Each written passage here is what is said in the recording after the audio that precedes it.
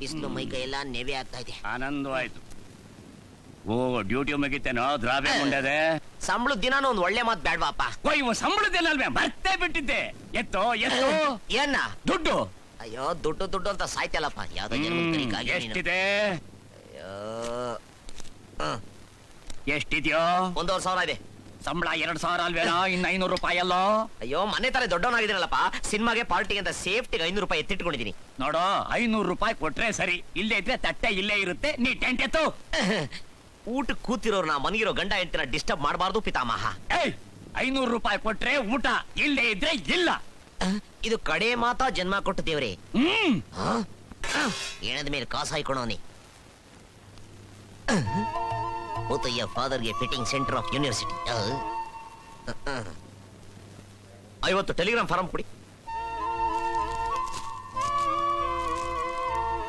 ನಿನ್ನಿ ಬುತ್ತಯ್ಯ 500 ರೂಪಾಯಿಗೋಸ್ಕರ ನಾನು ಊಟ ಹಾಕಲ್ಲ ಅಂತ ಹೇಳ್ತಾ ಇದ್ಯಾ?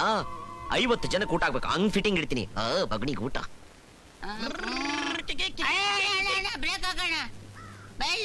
ಏನು ಎಲ್ಲಿ ಹೋಗ್ತಾ ಇದ್ಯಾ? ಅಂಧೇರಿ ರಾತ್ ಮೇ ದಿಯಾ ತರ ಹಾತ್ ಮೇ. ಏನ್ ಹೇಳ್ತಾ ಇದ್ಯಾ ಗುರು? ವಾಯ್ಸ್ ವರ್ಸಸ್ ಅಬಕ್ ಜುಂಬಾ. ಅಣ್ಣ ನಿನ್ ಮಾತು ಕೇಳ್ತಾ ಇದ್ರೆ ಕುಡ್ದಿರ ಕಿಕ್ಕೆಲ್ಲ ಇಳ್ತೋಗ್ತಾ ಇದೆಯಲ್ಲಣ್ಣ. Enter the dragon paan supari. ಅಣ್ಣ ನಿಂಗೆ ಜೋಡಿಸ್ತೀನಿ ಎಂಡ ಮುಟ್ಟಿದ ಕೈನ. ನೀನು ನನ್ಗಿಂತ ಟೈಟ್ ಆಗ್ಬಿಟ್ಟಿದ್ಯಾ. ಬಾಯಲ್ಲಿ ಎಬ್ಬಲ ಮಾತ್ರ ಬಾಯಿಗೆ ಹಾಕ್ತೀನಿ. ಕಿಕ್ಕು ಇಳಿಯುತ್ತೆ, ವಾಸನೆನೂ ಹೊಟ್ಟಾಗುತ್ತೆ. ವಾಸನೆ ಹೊಂಟಾಗ್ತದ. ಹುಚ್ಚ ಕಚ್ಬಿಟ್ಟ.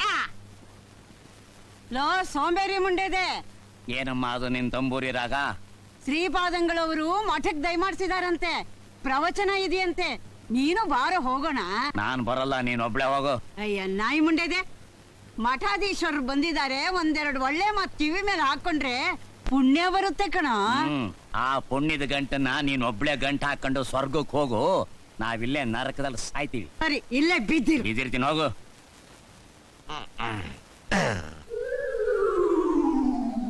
ಏಟ್ ಬಾಡಿ ತರ ಕಾಲ್ ಕಿಸ್ಕೊಂಡ್ಬಿಟ್ಟವ್ರೆ. ಫಿಟ್ಟಿಂಗು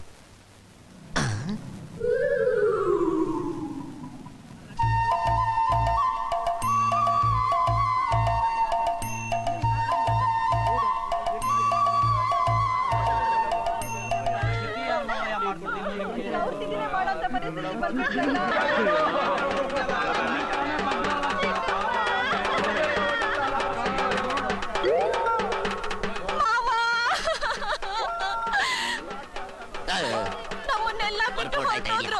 ಕಡೆ ಸಾರಿ ನಿಮ್ಮಪ್ಪನ್ನ ಕಣ್ ತುಂಬಾ ನೋಡ್ಕೊಳಪ್ಪ.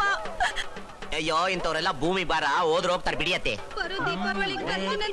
ಯಾಕೋ ಗಬ್ಬನಾತ ಹೊಡಿತೈತೆ ಕಣೋ. ಅದೇನು ನೋಡ. ನಮ್ಮನ್ನೆಲ್ಲ ಬಿಟ್ಟು ಹೊರಟೋದ್ರಲ್ಲ ಮಾವ.